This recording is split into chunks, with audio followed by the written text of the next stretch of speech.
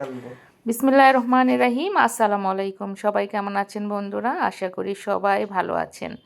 আমি আজকে চলে এসেছি আপনাদের সাথে শীতে একদম দেশি যে কই মাছ, সেটা আমি মটরশুঁটি, আলু, ফুলকপি, টমেটো দিয়ে রান্না করব। আর সেই রেসিপিটি আপনাদের সাথে শেয়ার করতে চলে এসেছি।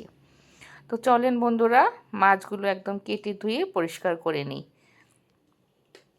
কই মাছগুলো কিন্তু একদম দেশি কই মাছ, এগুলো কোনো চাষের কই মাছ নয়, দেশি কই মাছ। সেটাই শীতের সবজি দিয়ে রান্না করব, ধনেপাতা দিয়ে, খেতে কিন্তু দারুণ টেস্ট হয়। তো চলুন মাছগুলো কেটে ধুয়ে পরিষ্কার করে ফিরে আসছি। আমি এখানে নিয়ে নিয়েছি নতুন আলু, ফুলকপি, টমেটো আর হচ্ছে পেঁয়াজকলি। আমি ফুলকপি এবং আলুটা কেটে ধুয়ে একটু গরম পানিতে ভাপিয়ে নিয়েছি, যাতে করে ফুলকপির যে একটা ভ্যাপসা গন্ধ থাকে সেটা চলে যায়, আর আলুর যে নতুন আলুর একটা কষকষ ভাব আছে সেই বিষয়টাও চলে যায়। এবার আমি কড়াইতে তেল দিয়ে পরিমাণ মতো পেঁয়াজ দিয়ে এখানে দিয়ে দিচ্ছি একটু লবণ, একটু বলতে হচ্ছে পরিমাণ মতো, যতটুকু প্রয়োজন আমি ততটুকুই লবণ দিয়ে দিচ্ছি, 1 চামচের মতো।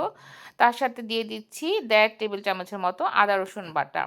দিয়ে এটাকে আমি খুব ভালো মতো নেড়েচেড়ে কষিয়ে নেব, যতক্ষণ না পর্যন্ত আদা রসুনের গন্ধটা চলে যাচ্ছে ততক্ষণ পর্যন্ত আমি আদা রসুনটা ভেজে নিচ্ছি।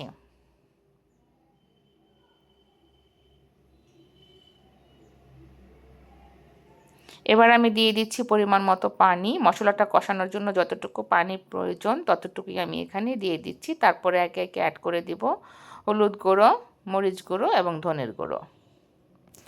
দিয়ে আমি মশলাটাকে খুব ভালো মতো কষিয়ে নেব, যতক্ষণ না পর্যন্ত মশলার গা থেকে তেলটা ছেড়ে আসছে ততক্ষণ পর্যন্ত আমি মশলাটাকে কষিয়ে নেব। বন্ধুরা, আপনারা যারা ইউটিউব চ্যানেল থেকে আমার ভিডিও দেখেন, যদি আমার ভিডিও আপনাদের কাছে ভালো লেগে থাকে তাহলে প্লিজ প্লিজ আমার চ্যানেলটি সাবস্ক্রাইব করে পাশেই থাকবেন। আমার মশলা অলমোস্ট কষানো হয়েছে, মশলার গা থেকে একদম তেলটা ছেড়ে ছেড়ে এসেছে। এবার আমি এখানে দিয়ে দেব আলু।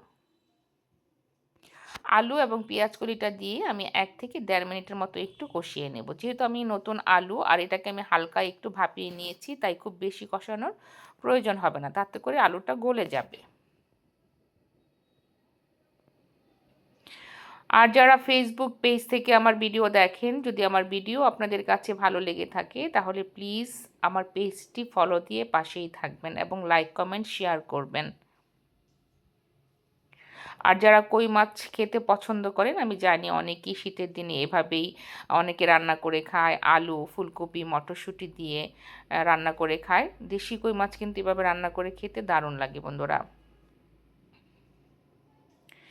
এবার আমি মাছটা দিয়ে দিয়েছি। মাছটা আমি কেটে ধুয়ে পরিষ্কার করে 5 মিনিটের মতো লবণ পানিতে ভিজিয়ে রেখেছিলাম, যাতে করে মাছের যে আষ্ট গন্ধ থাকে সেটা যেন দূর হয়ে যায়। এবার আমি মাছটা দিয়ে 1 মিনিটের মতো একটু নেড়েচেড়ে কষিয়ে নিয়ে তারপরে দিয়ে দিচ্ছি মটরশুঁটি। মটরশুঁটিটাও আমি এখানে হালকা একটু সিদ্ধ করে রেখেছিলাম, যাতে করে মটরশুঁটির যে একটা কষ থাকে সেটা যদি কাঁচা ব্যবহার করে তাহলে তরকারিটা কিন্তু কালো হয়ে আসে। এজন্য আমি মটরশুঁটিটাও একটু হালকা সিদ্ধ করে দিয়ে দিলাম। এবার আমি দিয়ে দিচ্ছি পরিমাণ মতো পানি। পানি দিয়ে আমি ঢাকনা দিয়ে ঢেকে রান্না করব 5 থেকে 6 মিনিটের মতো। তারপরে আমি এখানে অ্যাড করব ফুলকপি, টমেটো এবং ধনেপাতা।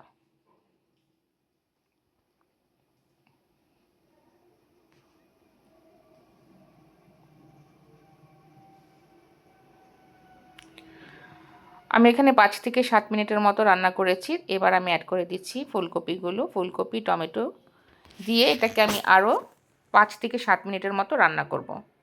তারপর আমি ধনেপাতা দিয়ে নামিয়ে নেব।